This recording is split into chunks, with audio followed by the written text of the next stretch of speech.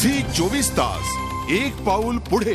शेळफाटा इमारत दुर्घटनेनंतर आता परिसरातले रहिवासी धास्तावलेत। या भागातल्या बेकायदा इमारतीत राहणाऱ्या रहिवाशांनी स्थलांतर सुरू केलंय। घराला टाळ ठोकून जीव मुठीत घेऊन सुरक्षित ठिकाणी जाण्याची धडपड या भागातले नागरिक करतायत। तर या दुर्घटनेनंतर ठाणे महापालिकेला जाग आली असून बेकायदा इमारतींचं वीज आणि पाण्याचं कनेक्शन तोडण्याची कारवाई सुरू करण्यात आली।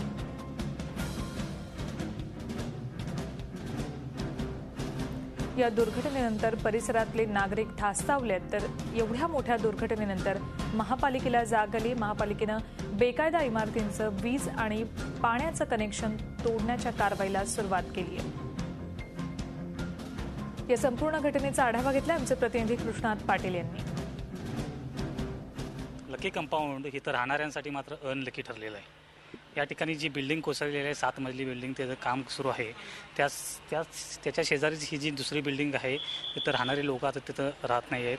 परंतु त्याचबरोबर इथं जी त्याच बिल्डरनं बांधलेली ही जी तिसरी बिल्डिंग आहे आपल्या जे माझ्या उजव्या साईडला जिथं तुम्ही पाहू शकता, ह्या बिल्डिंगचं काम देखील सध्या सुरू असलेलं दिसून येतं। आपण पायऱ्या पाहू शकतो। या ठिकाणी पायऱ्यांचं जे काम आहे ते अर्धवट स्थितीत ठेवण्यात आलेलं आहे आणि जे रेलिंग पाहिजे साईडला धरून चालण्यासाठी ते देखील कुठेही बांधण्यात आलेलं नाही। अत्यंत कुचकामी काम करण्यात आलेलं दिसून येतं। या ठिकाणी इथं राहणारे काही रहिवासी आपल्यासोबत आहेत, त्यांच्याशी आपण बातचीत करूया। आप यहाँ पर कितने दिन से यहाँ पर रह रहे हैं? 1.5 महीना से। और कितना भाड़ा देते हैं यहाँ से? 1500 रुपये। बिल्डर को देते हैं आप? नहीं, बिल्डर को देते हैं। बिल्डर को देते हैं जी। और पानी और लाइट कहाँ से कब तक है यहाँ से? लाइट पानी जो पूरा मिला के कुल 1500 का महीना देती है। पानी लाइट और पानी है इधर? हाँ जी, बराबर है लाइट पानी। और कल से लाइट और पानी? कल से नहीं आ रही है, न लाइट आ रही है नहीं पानी आ रही है। ये बिल्डर ने आपसे कुछ कहा था कि ये बिल्डिंग इल्लीगल है और आप यहाँ पर रहने वाले हैं? जी नहीं।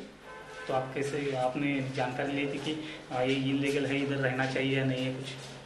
हम लोग तो फिलहाल पहले वो यहाँ पे आए थे जिस टाइम। हाँ। तो बिल्डर साहब से बोल के हम लोग यहाँ पे रहने देते, जो भाड़ा से हम लोग रह रहे हैं।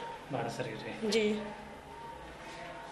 तर या ठिकाणी कुठल्याही हे विकण्यात आलेलं नाही। काही विकण्यात आलेले आहेत तर काही भाड्यानं लोक राहत आहेत। परंतु कालच्या घटनेनंतर इथं जे राहणारी लोक आहेत ती बऱ्याच प्रमाणात इथून निघून गेलेले समजतं।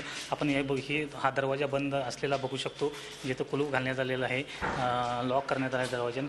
कारण काही लोक या भीतीमुळं हे जी बिल्डिंगची स्थिती बघून या ठिकाणी गेलेले आहे। जर दर्जा बघायचा झाला तर हे तुम्ही पाहू शकतो, काही दिवसांपूर्वी बिल्डिंग झालेली अशी फक्त हाताने जरी पोकरलं तरी हे सिमेंट बाहेर पडतं। सिमेंटपेक्षा राखच असल्यास हे दिसून येत आहे।